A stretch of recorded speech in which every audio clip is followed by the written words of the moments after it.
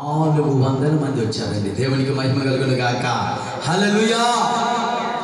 నీవు సేవ ప్రారంభించినప్పుడు అది 2తో ఉండొచ్చు, 3తో ఉండొచ్చు, 4తో ఉండొచ్చు, 5గురితో ఉండవచ్చు.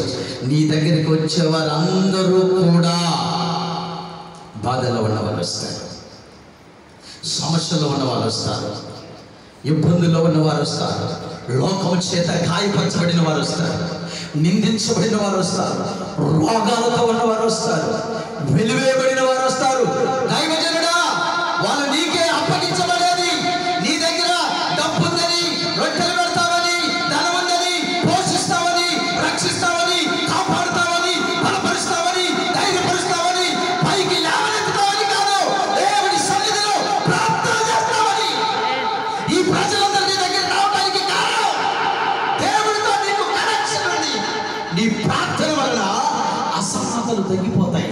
నీ ప్రార్థన వలన రోగాలు నయమైపోతాయి.